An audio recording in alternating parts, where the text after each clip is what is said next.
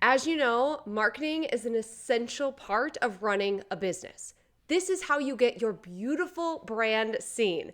And while I spend so much time on this podcast and on the blog and my YouTube channel talking about branding, discovering your brand and your authentic voice, my goal is that people actually see your brand. So today I want to share with you 4 mistakes that you might be making with your marketing that is hurting your brand awareness.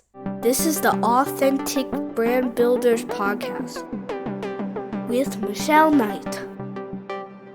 Welcome back, Authentic Brand Builder, to another episode of the podcast. I'm excited that you are here. We are continuing our conversation all about marketing. And I mentioned in the intro why I'm so obsessed with marketing. And it is because I am obsessed with branding. And most of what I teach is really how to develop a brand that people want to buy from. A brand that feels good, a brand that is authentic to you. But a huge part of the branding process is that people are aware of your brand. And this is where marketing comes into play. Now, if you've listened to any previous episodes of the podcast or checked out any of my other resources, you know I take a different approach to marketing. Something that most online mentors are not teaching and are not emphasizing the importance of. And that's more of a sustainable approach to marketing, not one that is fleeting, that relies on you posting every single day, multiple times a day on social media, or even following a ton of trends. One that relies more on search engine optimization and evergreen content. I'm obsessed with these strategies because I have seen the long-term effects as it relates to getting my brand seen.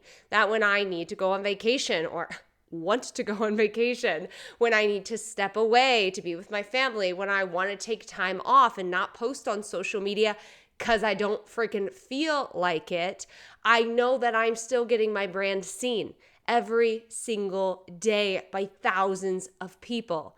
And so when we are talking about marketing in this way, when the last couple of weeks I've been giving you some amazing strategies to organize your marketing and get your brand seen, now I want to talk a little bit about the mistakes that I see entrepreneurs making when it comes to getting their brand discovered online. Now, I know I'm going to ruffle a few feathers with these 4 pieces, so just hear me out. Don't turn it off. Don't click away. Don't close the tab. Listen to why I'm saying that these are ultimately mistakes and what we're really seeing happening online and the shift that is coming and has been coming for quite some time. So the very first mistake that I see entrepreneurs make is that they believe that educational content is dead. I have been seeing this nonstop on TikTok, on Instagram Reels, where people are saying if you create educational content, you're ultimately hurting your business. That you shouldn't be creating educational content because it attracts the wrong person. I call absolute BS on this one. I think it is a scare tactic. I think it is a trend to talk about marketing in this way, but we know that this is not sustainable. This does not take into consideration what we know to be true about the consumer buying journey. That not every single person that discovers your brand online for the first time is ready to purchase. This is true. No matter what you sell, no matter who your ideal customer might be, it is important to understand that not everyone who comes across your brand on a blog, not everybody who discovers your brand through Google or on social media has a credit card in hand and is literally ready to invest. There are people who are, and those are people who are further along in consumer buying journey. Now, I have talked about this many times on the channel, so I'm not going to go into the full freaking breakdown of every single stage, but I am going to give you a bird's eye view. In the beginning, the first 3 stages is where educational content truly shines. And educational content can help build trust and build authority very quickly, ultimately moving someone into the actual purchase stage. So the first 3 stages are what I call the symptom phase, then the problem aware, and solution aware. So the symptom phase is really those individuals who know that they're dealing with something or they want something, but they're not sure how to get it and they're not sure what the underlying problem might be. As you can imagine, educational content is really freaking helpful here because the more that someone is educated on why they are experiencing those symptoms, the faster they will learn to identify the problem, which will then lead them to seeking out the solution, which will then lead them to finding the brands. So these first 3 phases, we cannot forget about them because they are so crucial, and every single person goes through these 5 phases. It just depends on where they're discovering your brand throughout their journey. So we don't want to neglect the people who are at these first 3 phases of the consumer buying journey. And that's where educational content truly shines. Educational content can also be very helpful in the last 2, which are where they are starting to discover what products are ultimately available to them, the brands that are available to them that can help solve their problem, and of course, the actual purchase part. Now, what's happening here in 4 and 5, in my opinion, is where storytelling, trust building, really over-delivering shines. Because when someone knows that they can trust you, they'll do business with you. But many times I have had someone discover my brand right at stage 4. So the first time they've ever discovered my brand was through a Google search. They landed on my website. They knew what they needed. They knew what they needed to invest in. They were looking for the right brand for them. They discovered me at stage 4. They have commented, they have told me personally that they went and listened to a podcast episode, read a blog, watched a few YouTube videos, all educational content, just to make sure that I was speaking directly to them, that I was talking about the things that they knew that they needed, and then made the purchase decision. So that educational content helped them decide that I was ultimately the brand that they wanted to invest in. So I hope that you see that by completely removing educational content and buying into this fad that is happening right now, you are actually missing out on engagement. You are missing out on leads. You are missing out on sales. Now, do I think all of your content should be educational content? Absolutely not. There has to be a nice blend and a nice mix, but I do believe that you can always give insane value. Whether you are teaching someone 3 steps to improve their brand, you are helping them understand a mindset shift that they need to go through to have a better relationship, or you are sharing testimonials and sharing stories. No matter what, you can be incredibly valuable with your content. So the first mistake, just to reiterate, is believing that educational content is dead, because it absolutely is not.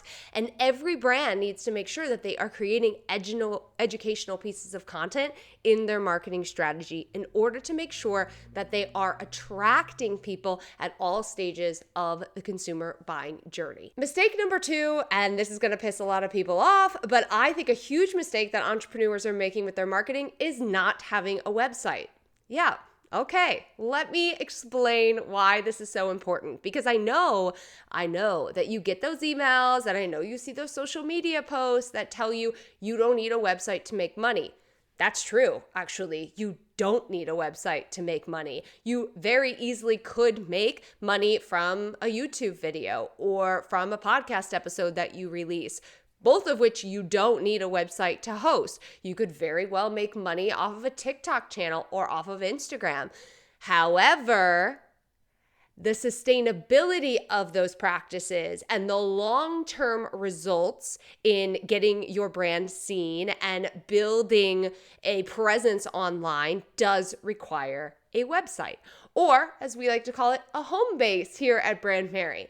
So we have seen year after year after year that platforms go down, things happen, things aren't working, engagement is low, the algorithm is changing. It doesn't matter what platform you choose. Even my most beloved Pinterest goes through their midlife crisis where they are changing something with the system and reach is down. Instagram, who is not my beloved, but we are all pretty much on it or using it in some way, is constantly being criticized for what's happening with their algorithm, and social media platforms completely shut down. Or we've got what's happening in the United States right now is a potential ban on an entire platform, TikTok. What I'm trying to say is that we don't own any of those platforms and we are in zero control of what is actually happening. But what we do own is our home base, our website, the information that we choose to put on there, and the information that we can be very strategic about.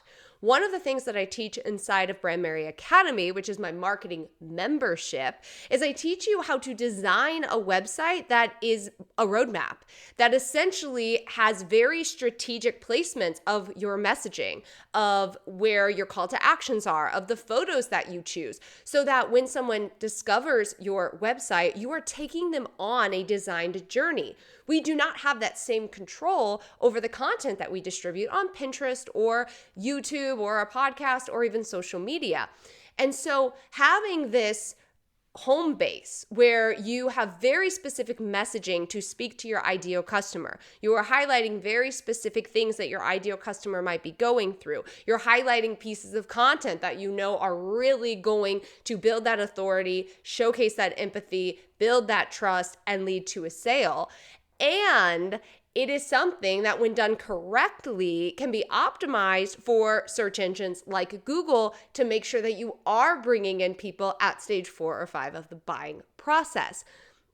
So having a website is one of the greatest assets that you can create as a business owner, in my opinion, and is a sustainable marketing practice. So I really believe that every single business, every single entrepreneur should have a website. And that website doesn't have to, be super elaborate. You don't have to pay thousands and thousands of dollars for a designer if that's not available to you. I work with my clients quite regularly to get their websites up in 2 weeks to a month. And that includes not only writing all of the copy, designing the layout, choosing what pictures to have, their brand boards, but also organizing it all and actually getting it launched. It's very possible when you are strategic and you have the right steps laid out for you to have your website up and running in a very short period of time. And if you already have a website, it's really important that you're strategic with each of your pages. Your homepage, your About Me page, your product pages, your resource page, all of these pages should have very specific touch points with your ideal customer and specific purposes. So this is one of the things that I teach inside of Brandmerry Academy. When you join, you get instant access to 12 months of marketing materials, but your website training is actually an awesome bonus. So something to consider if you are thinking about getting marketing support this year. Websites, top priority. Highly recommend everyone has a home base, a place where they control the narrative, and it's something I teach my clients inside of the academy. The third mistake that I see entrepreneurs making, and is something I have talked about previously on the podcast, is content stacking. Now, the mistake is that you don't understand how platforms work, and that entrepreneurs are just willy-nilly picking a platform, 1, 2, maybe even 4, creating content and just mass distributing it, rather than designing a content stack. Now, I first introduced the idea of a content stack a few weeks ago when we were talking about repurposing, because the art of repurposing is to change the content based on the purpose. And in order to know the purpose of the content, you need to know the purpose of the platform. So I think it's really common for people to go, I want to make videos. I'm going to be on YouTube. Okay, great. I like to write. I'm going to be on the blog. I want to record audio. I'm going to make a podcast. Great. I want you to start with what is most comfortable for you and what feels the most exciting. But we also know we need to be on multi-channels, that we know there are multiple ways to reach our ideal customers through repurposing. And so you want to be very strategic with how you design your content stack. Now, one of the examples that I gave in a recent email challenge that I did with my community was all about designing their repurposing plan. And I shared that I would start let's say a core piece of content on blogging, right? Creating that blog on your website, content that you own, helping with your website SEO, and then adding on Pinterest, another platform where your brand is discoverable via search engine and ultimately leads people over to your website, because we already talked about why your website's so important and how you can use it strategically. And then the third suggestion that I made was to get on Instagram or some sort of other social media channel, because we know that when people want to discover more about us, they might go follow us over on a social media platform just to get a better idea of our vibe or our energy. Again, this is something a lot of people do when they're at that stage 4 or 5 of the buying process. Now, I had someone reach out to me and say, all right, well, I don't want to be on Instagram. Fine by me, but you want to think about another platform that's going to serve that mid-tier, that once someone does discover your brand and they've consumed some of your content and they really like what they see, what happens next? Now, of course, we want to always be building our email list. This is so important, but some people aren't quite ready to make that investment, air quotes there. Yes, I think providing your email address to someone is an investment. So we need to start looking at email addresses as actual monetary investments in our business, because those are the people that buy from us. But let's say you don't want to get on Instagram. What is another platform where you know that you can start to build trust in this way? There are so many options out there. Find the one that might be right for you. Maybe you don't love Instagram because you don't love using photos, but Threads is a really great option. Maybe you are a little old school and you still love Facebook. Like, I really think that any of these platforms can work at this mid-tier, but just knowing their purpose and that they're not for getting visible, they're not for having new people discover you every single day. That's what these other platforms are for. So don't make the mistake of diversifying where you're showing up and really stacking your content and stacking your platforms in a strategic way. Don't just rely on one platform, because as we have seen, it isn't sustainable. There's too many things that change on a regular basis. Having this omni-channel approach is really, really important. Okay, the last mistake. Here we are, drum roll please. And this one might be a bit of a shock to some of you who have recently discovered my business via one of my most popular blog posts all about emotional branding. I talk a lot about emotional branding here at Brandmerry. It's one of the fundamentals of my Build a Better Brand method. It is one of the things that I teach inside of my branding process, both with my one-on-one clients and inside my course. And the emotional aspect is so important when it comes to storytelling and building connections online. But when it comes to marketing, you need to remove the emotion. What I mean by this is that too many entrepreneurs are making decisions about their marketing based on emotion and not data. You can be tracking and looking at and analyzing your data right away. I don't necessarily recommend you make changes after like a few days. We definitely need to have substantial amounts of data to see what's working and what's not working. But starting to track this in the beginning is so important. Let me give you an example of an emotional decision that someone might make with their marketing. Let's say you have a lead magnet. You have created a lead magnet. Let's say it's a quiz, okay? It's a quiz that someone can take. They put their name and their email address in. It gives them the results, and as a result, they get added to your email list. You are using this lead magnet to build your warm audience of email subscribers where you'll build trust and, of course, make sales. All right, you've done it. Check. This is a fantastic thing to have. It's also one of the bonuses that we offer inside of Brandmerry Academy. Now, you've got this quiz and you're talking about it, you're putting it out there. Let's say you do it for about 2 weeks and you go, this isn't working. This quiz isn't working. Nobody wants it. I'm just going to create a new one. So you do that. You go through the whole process again. 2 weeks later, you say this isn't working, and you find yourself in a cycle. This is an emotional decision. You did not back any of that up with data. All you did was determine that this wasn't working because you weren't seeing sales, most likely, or you weren't seeing a ton of opt-ins, and you just continuously made something new and postponed getting those sales in the long run.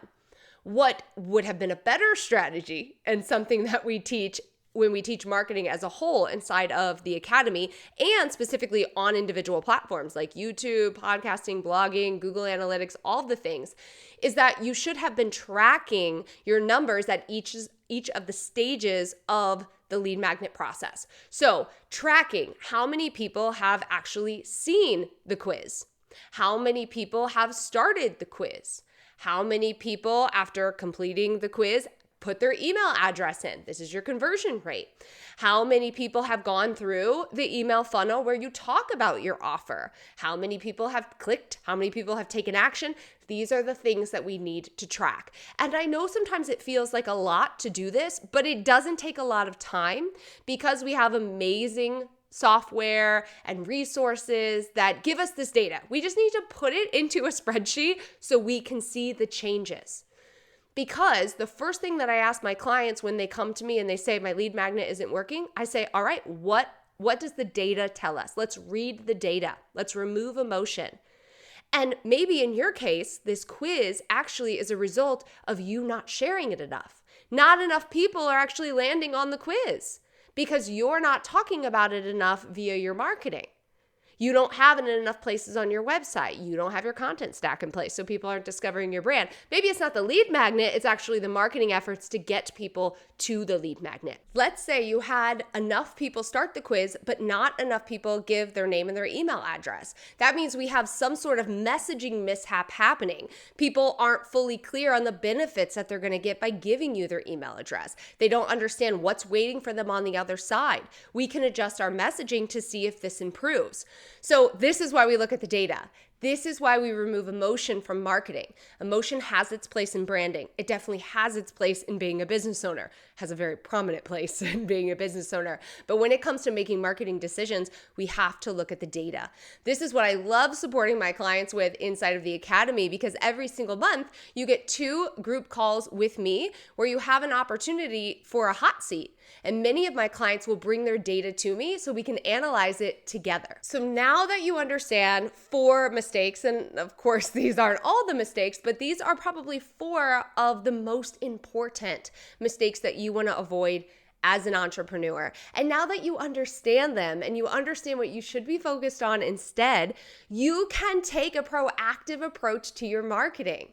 Now, my guess is that you are listening to this podcast episode or watching this YouTube video or reading the blog because marketing is important to you and you understand the importance of it. But like so many of my clients, it probably is also your biggest headache as an entrepreneur. I say this a lot, but just because you're an amazing business owner and brand doesn't mean that you have to be an amazing marketer. It doesn't come naturally to everyone. And that's really why I created Brandmerry Academy, to teach you a more efficient and sustainable way to market your business, and in a way that you don't have to do it alone. Because it's one thing for me to teach you all of these different strategies, but when you're actually in it and implementing them, you're going to have questions. You're going to need support, especially if this isn't something that just naturally comes to you.